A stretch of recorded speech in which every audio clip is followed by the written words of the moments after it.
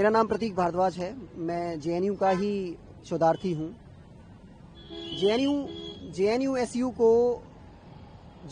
के जो office bearers हैं, उन्होंने कुछ समय पहले, कुछ महीने पहले जेएनयू में एक वेंडलिज्म किया था। मैं आपको थोड़ा बैकग्राउंड बताऊंगा ताकि सबको समझ आए। उस वेंडलिज्म में इन्होंने 20 से 25 लाख की लाइब्रेरी की सर्विलेंस सिस्टम तोड़ा था, जिससे बाहर के छात्र जो हैं, बाहर के जो बच्चे, एक्स्ट्रा बच्चे यूनिवर्सिटी से बाहर के, वो एंट्री ना ले पाएं।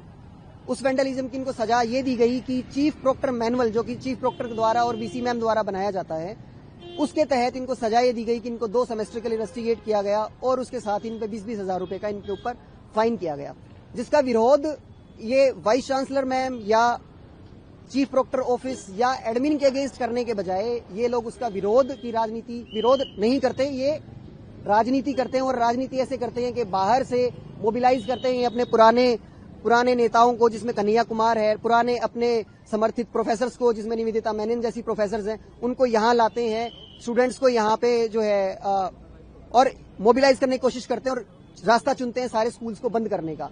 रात को इन्होंने यही किया, रात की घटना यहीं से शुरू होती है। इन्होंने स्कूल ऑफ सोशल साइंसेज को बंद करने की कोशिश करी, इन्होंने ताला भी लगा दिया था। जब हमारे कुछ छात्र सिर्फ ये देखने के लिए जाते हैं कि ये लोग क्या कर रहे हैं, तो ये उनको पहचान लेते हैं कि ये एबीवीपी से या अभाविप से आते हैं। उनके ऊपर ये लोग अटैक करते हैं, इनको मारते हैं। वो लोग बचते बचाते जब हमें मैसेज करते हैं कि लोग हमें मार रहे हैं, हमें घेरा हुआ है, आप आइए, शॉर्ट में कुछ मैसेज भेजते हैं। तो हम लोग जब वहां पर पहुंचते हैं, जिनमें से मैं भी एक था, जब मैं वहां पहुंचता हूं, मुझे नहीं मालूम था कि ऐसा कुछ होने वाला है। मैं जब वहां पहुंचता हूं तो कुछ सिक्योरिटी वाले लोग थे, कुछ पुलिस वहां पर आ गई थी। तो हम लोग, क्योंकि पुलिस के साथ थे, हम SSS के मेन एंट्री पे पहुंचते हैं। वहां हमारी इन लोगों से कम आधा घंटे से 40 मिनट तक हमारी जो है इनसे वर्बल, इनके साथ हमारा डिस्प्यूट होता है, काफी कहा सुनी होती है। और उसके बाद ये लोग यकायक बैकआउट कर जाते हैं। कोई सागर नाम का कोई लड़का है, वो इनको सबको, सुनील यादव है, गोपिका है, ये सब लोग इशारा करते हैं कि आप लोग बैकआउट कर जाओ। तो ये पूरा मॉब जो है वो बैकआउट कर जाता है। और 15 से 20 मिनट के बाद जब हमारे बहुत सारे छात्र जा चुके थे, हम ज्यादा थे भी नहीं, लेकिन उनमें से भी जा चुके थे, हम 7 या 8 या 10 ज्यादा से ज्यादा बच्चे वहां पर बचे हुए थे, जिसमें कुछ छात्राएं भी थी। जिसमें वो जब जाती हैं तो ये लोग, वो पूरा मॉब, 400-500 का मॉब हम लोगों को मारने के लिए आ जाता है। जब हम उस खाली स्कूल में जब भागते हैं तो मुझे एक खाली वॉशरूम वहां पे मिलता है 2nd फ्लोर पे, मैं उसकी कुंडी अंदर से लगा लेता हूँ। ये मॉब आधे घंटे बाद वहां पर पहुंचता है। पहुंचने के बाद कोशिश करता है कि ये दरवाजे को तोड़ा जाए। इनसे जब दरवाजा नहीं टूटता, तब ये उसमें लकड़ी का दरवाजा था, उसमें एक हथौड़े से छेद करते हैं। उस छेद में से फायर एक्सटिंग्विशर, उसके पाइप अंदर डालते हैं। उससे 5 से 10 मिनट तक उसके पाउडर का स्प्रे मुझ पे किया जाता है और मैं अंदर अधमरा हो जाता हूँ। उसके बाद ये लोग लगातार कोशिशें करते हैं कि ये टूट जाए, लेकिन मैंने उस समय हिम्मत नहीं हारी। एक बार मैंने कोशिश ये करी कि मैं खुद को सौंप देता हूँ इनको, क्योंकि अंदर मुझसे सांस नहीं लिया जा रहा था। उसके बाद जब पुलिस, हमारे कुछ छात्र और कुछ आम छात्र जब वहां पर पहुंचे, साथ में जेएनयू की सिक्योरिटी पहुंची, तब उन लोगों के बीच में से मुझे बाहरी सिक्योरिटी में से अधमरे हालत में, बेहोश हालत में, उल्टियां करते हुए हालत में मुझे वहां से निकाल के एम्बुलेंस में डाल के, और ये लोग एम्बुलेंस के पीछे भी आए हैं। मैं वहां पर बैठ के, मैं पुलिस की गाड़ी में बैठा हूं, ये लोग पुलिस की गाड़ी को भी टारगेट करने के लिए आए हैं। उसके बाद जब हम एम्बुलेंस में बैठ रहे तो ये लोग एम्बुलेंस के पीछे भी लगे हैं हमारे। फिर हम जो है सफदरजंग गए हैं और अभी मेरा ट्रीटमेंट वहां पर चल रहा है। आप इस पर आगे क्या कार्रवाई करेंगे? आगे की कार्रवाई तो मुझे अभी तक क्या किया है वो मुझे नहीं मालूम है, और जो भी कार्रवाई होगी वो हम लोग बैठ के, और हमारा एक साझा एक डिसीजन आएगा कि हमें किस डायरेक्शन में जो है इस सब घटना को लेकर चलना है। स्टूडेंट पढ़ रहे थे, उनको 300 से 400 नकाबपोश भीड़ ने, मुंह अपने ढके हुए थे, हाथों में डंडे और चाकू लिए, उन लोगों को स्कूल के स्टडी रूम से भगाया गया है। वहां पे जो भी छात्र उपस्थित थे उनको या तो मार दिया जा रहा था 100-150 लोगों के द्वारा, लात, घुसे, चप्पल, जूते, जिस तरह से मॉब लिंच करता है, एक उस तरह से सबको मारा गया है। एबीवीपी कार्यकर्ताओं को चुन चुन के मारा गया है। हम लोग 4 घंटे इस SSS-2 बिल्डिंग में बंधक बने रहे हैं। दिल्ली पुलिस वहां खड़ी थी, मूक दर्शक बन के खड़ी रही। इसके अलावा वहां के जेएनयू के सिक्योरिटी गार्ड थे, मूक दर्शक बन के खड़े रहे। हम लोग 4 घंटे तक अपनी जान हलक में लेके उन बाथरूम के अंदर उन छुप के, मात्र 6 से 7 लोग, और इधर 400-500 लोग मारे हैं खींच के। दिल्ली पुलिस ने कुछ नहीं किया। देखिए, यहाँ पे पिछले 7-8 दिन से वामपंथी जो लेफ्ट संगठन है उनकी स्ट्राइक चल रही है, और आज उनकी स्ट्राइक की एक बड़ी रैली थी BC हाउस के घेराव की।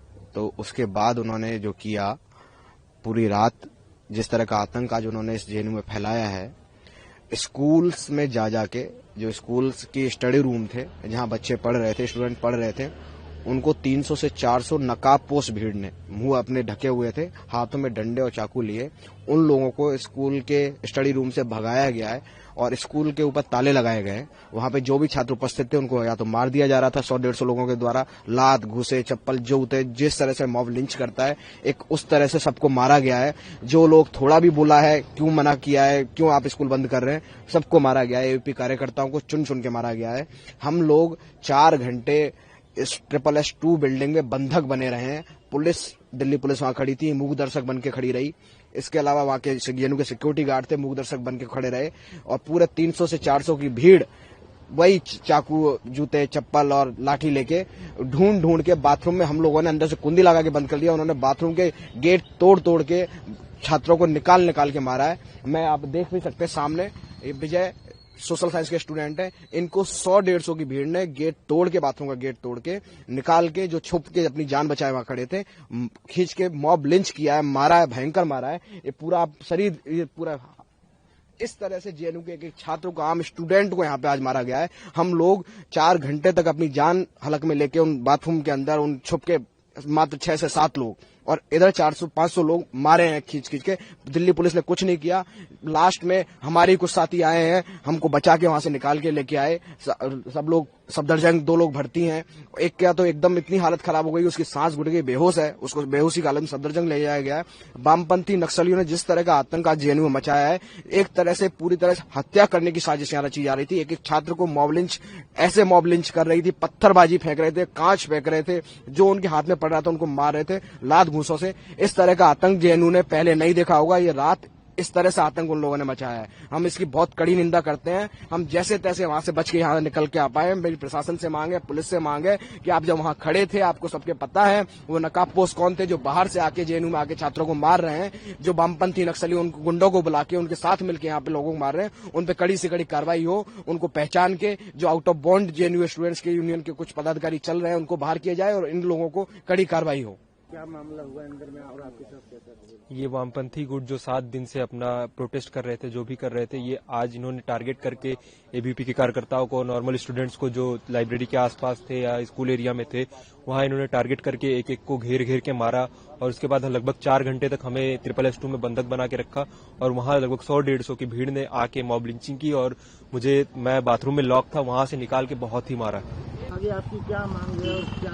मेरी जेएनयू प्रशासन, वहां पे दिल्ली पुलिस की भी टीम थी और जेएनयू के गार्ड भी थे, उन्होंने कोई कार्रवाई नहीं की उसमें। उन्होंने उसमें एक तरह से बचाने ही नहीं आए और ये देखिए, जैसा कि आप अभी यहाँ देख सकते हैं, ये पूरा यहाँ पे ये फटा हुआ है, ये पूरा खून यहाँ से निकल रहा है, इधर से ये पूरा आगे का यहाँ से पूरा फटा हुआ है। उन्होंने बहुत मारा है, ये इस साइड का पूरा।